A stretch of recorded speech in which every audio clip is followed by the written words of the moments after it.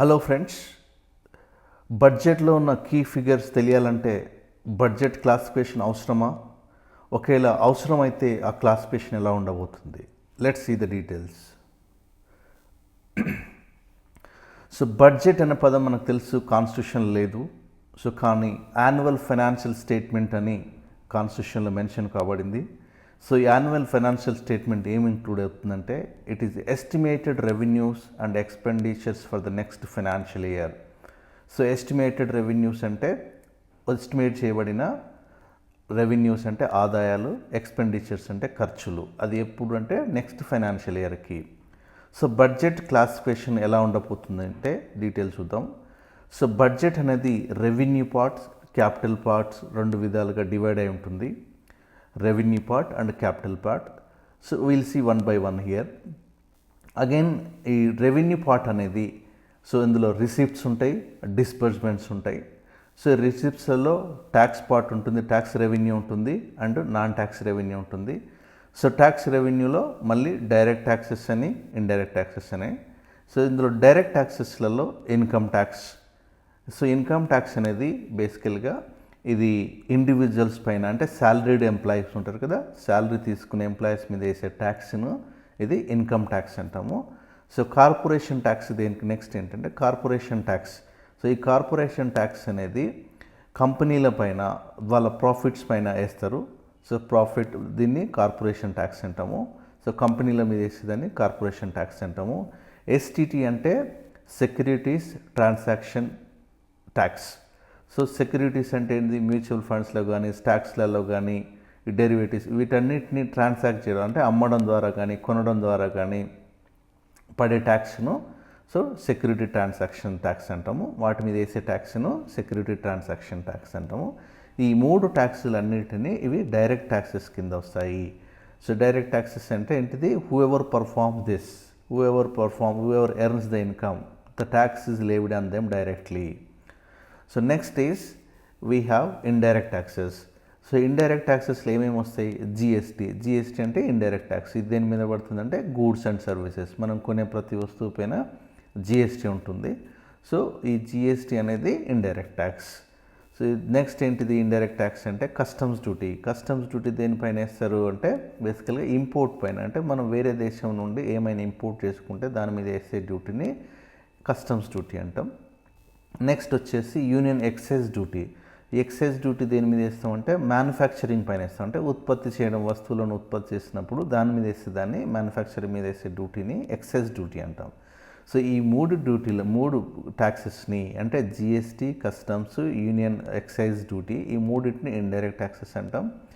So direct taxes వచ్చేసి income tax, corporation tax, STT, వీటిని direct taxes అంటాం. ఈ రెండు categories, direct and indirect taxes రెండు కేటగిరీలు ట్యాక్స్ రెవెన్యూస్ కింద వస్తాయి. ట్యాక్స్ రెవెన్యూస్ అంటే ఇవి రిసిప్ట్స్ అన్నట్టు ఇవి, రైట్.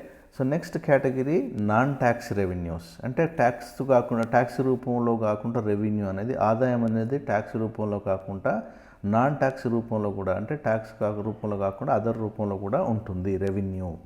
అవి ఏంటి అంటే we'll classify into different categories. ఇక్కడ physical services, first tax revenue, non tax revenues అంటే ఫిజికల్ సర్వీసెస్. ఫిజికల్ సర్వీసెస్ అంటే ఏంటిది?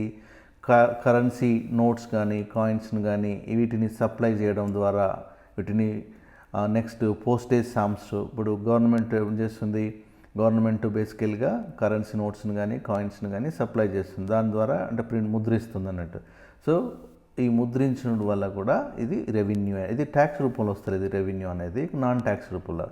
Buying and selling of letters, goods and services కావచ్చు, అంటే పోస్టేజ్ స్టాంప్స్ ఇవన్నీ అమ్మడం ద్వారా, వీటి ద్వారా కూడా కొంత రెవెన్యూ. ఇది ట్యాక్స్ రూపంలో కదా, అగైన్ ఇది నాన్ ట్యాక్స్, దాని ద్వారా కూడా కొంత డబ్బు వస్తుంది.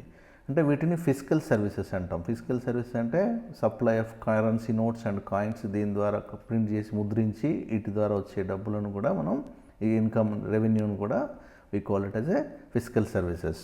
సో ఇవి non tax revenues. Next category ఏంటిది నాన్ ట్యాక్స్లో అంటే we have interest and dividends and profits. So interest, dividends, profits దేని మీదకి వస్తున్నాయి? ఇంట్రెస్ట్ దేని మీద వస్తుంది అంటే basically we will get from usually like land కానీ, బిల్డింగ్ కానీ, సో వీటిపైన ఇంట్రెస్ట్, డివిడెండ్స్ దేనిపైన వస్తాయి, ఇన్వెస్ట్మెంట్ చేసినప్పుడు వచ్చే షేర్స్ ద్వారా వచ్చేది ప్రాఫిట్స్ కానీ, అంటే ఇప్పుడు పిఎస్యూస్ కానీ లేకపోతే ఆర్బీఐ నుండి వచ్చేదాన్ని డివిడెండ్ అంటాం. సమ్ పిఎస్యూస్ నుండి వచ్చేదాంటిని ప్రాఫిట్స్ అంటాం. ఇవన్నీ నాన్ ట్యాక్స్ రెవెన్యూ, అంటే ట్యాక్స్ రూపంలో కాదు, నాన్ ట్యాక్స్ రూపంలో వస్తున్నాయి అన్నట్టు. So grants in aid received అంటే మనం వేరే కంట్రీస్ నుండి కావచ్చు లేకపోతే ఎక్కడి నుండి అయినా we're going to receive some grants.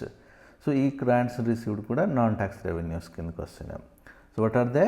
One is physical services, అంటే కరెన్సీ నోట్స్ని కానీ కాయిన్స్ని కానీ ముద్రించడం ద్వారా వచ్చే రెవెన్యూను, పోస్టల్ స్టాంప్స్ను అమ్మడం ద్వారా వచ్చే రెవెన్యూను, మరియు ఇంట్రెస్ట్, డివిడెండ్స్, ప్రాఫిట్స్ అంటే పిఎస్యూస్ ద్వారా కానీ ఆర్బీఐ ద్వారా కానీ వచ్చే వాటిని, ఆర్బీఐ ఇచ్చే డివిడెండ్స్ని కానీ వీటి ద్వారా వచ్చే రెవెన్యూను కూడా. నెక్స్ట్ గ్రాంట్స్ ఇన్ ఎయిడ్ అంటే కొన్ని వేరే దేశాల నుండి కావచ్చు, వేరే ఇన్స్టిట్యూషన్స్ నుండి కావచ్చు, మన దేశానికి వచ్చే కొన్ని గ్రాంట్స్ ఉంటాయి. ఆ గ్రాంట్స్ని మనము whatever we receive, these all comes under non tax revenues. So next category ఏంటిది, నెక్స్ట్ క్లాసిఫికేషన్ ఇక్కడ. సో రిసిప్ట్స్ వన్ పార్ట్ అయితే, అదర్ పార్ట్ ఈజ్ డిస్బర్స్మెంట్స్ అంటే ఖర్చులు అన్నట్టు. You can think of expenditure అన్నట్టు అది. సో ఈ ఎక్స్పెండిచర్ కింద ఏమొస్తుంది అంటే there are different classification again in this. So general services and first category. So general services అంటే ఏంటిది, ఏం ద్వారా అంటే ఇంట్రెస్ట్ పేమెంట్, అంటే మనం తీసుకున్న లోన్స్కి ఇంట్రెస్ట్ పే చేయడం, శాలరీస్ పే చేయడము, పెన్షన్స్ ఇవ్వడము, డిఫెన్స్ సర్వీసెస్ ఎక్స్పెండిచర్, ఇవన్నీ జనరల్ సర్వీసెస్ కిందకి వస్తాయి.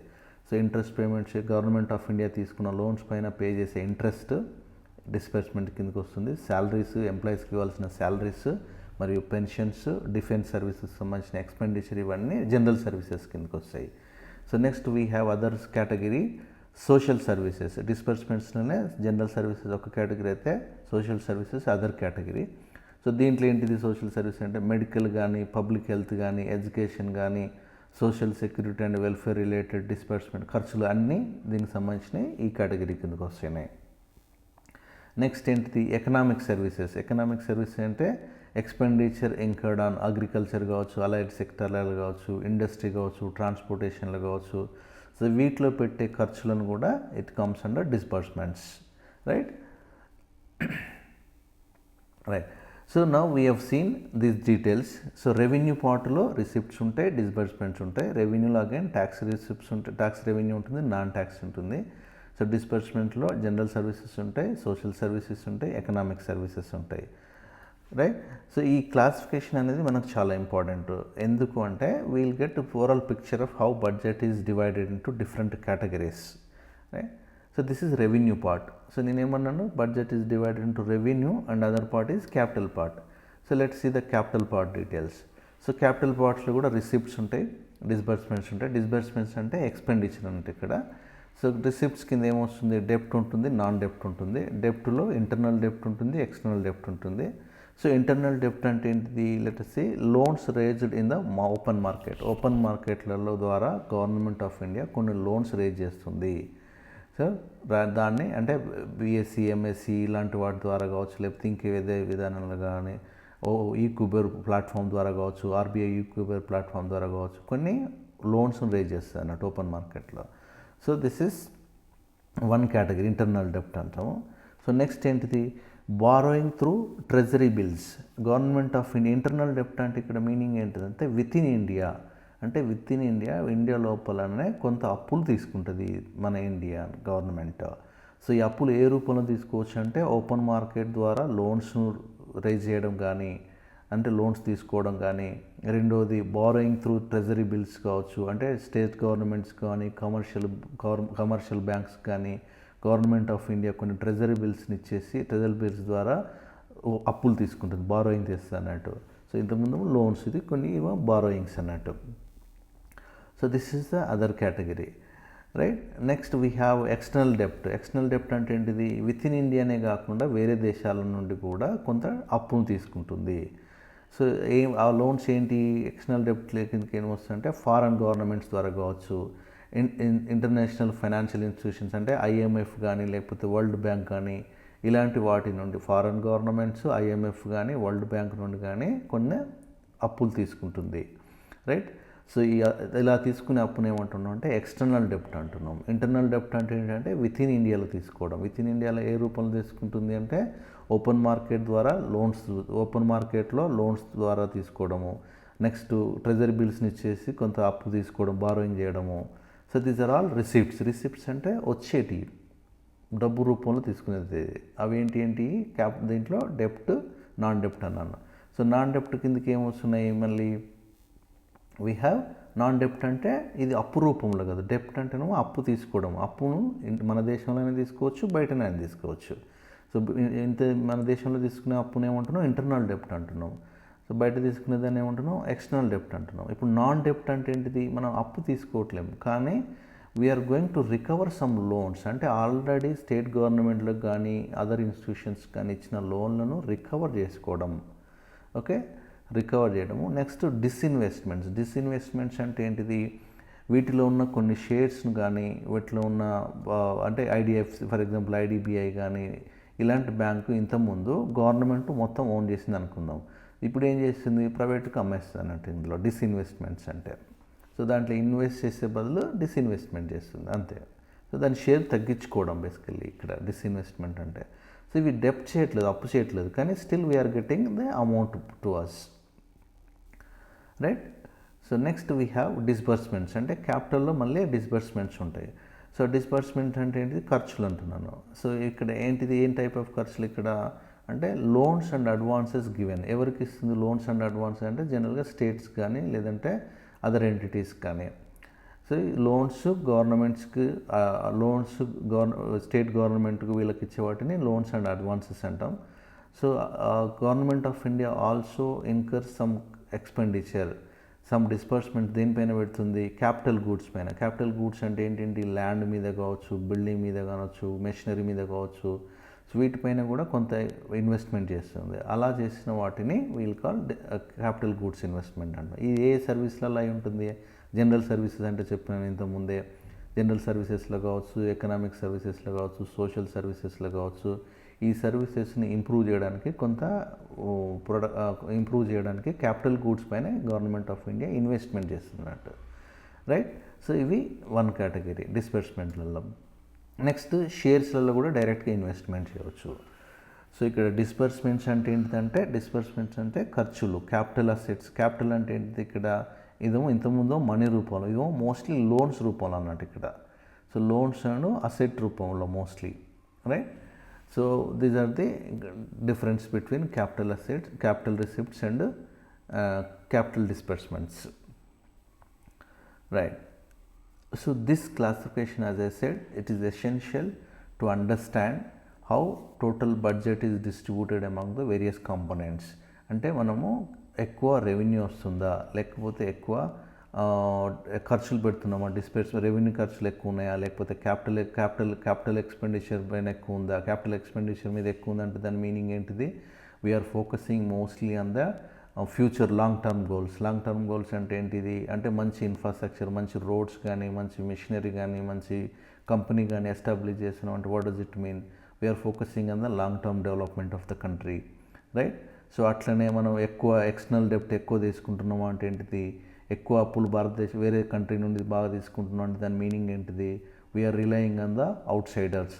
అంటే ఏంటిది, మన రూపీ ఫ్యూచర్లో తగ్గబోతుంది. సో ఇలాంటి డీటెయిల్స్ అన్నీ అనలైటికల్గా మనకు తెలియాలంటే ఈ బడ్జెట్ క్లాసిఫికేషన్ అనేది చాలా ఇంపార్టెంట్. సో ఒకసారి బడ్జెట్ క్లాసిఫికేషన్ మనకు ఈజీగా అర్థమైందంటే it is easy for us to keep all the budget data, like అంటే ట్యాక్స్ రెవెన్యూ ఎంత వచ్చింది, నాన్ ట్యాక్స్ రెవెన్యూ ఎంత వచ్చింది, ట్యాక్స్ రెవెన్యూ దేనికి చేస్తాము, నాన్ ట్యాక్స్ రెవెన్యూ దేనికి చేస్తాము. It's easy for us, right. So with this budget classification is done. Thank you. My request to you is please like and share my videos and also subscribe to my YouTube channel. So this really helps me to give more videos on Indian economic classes. Thank you.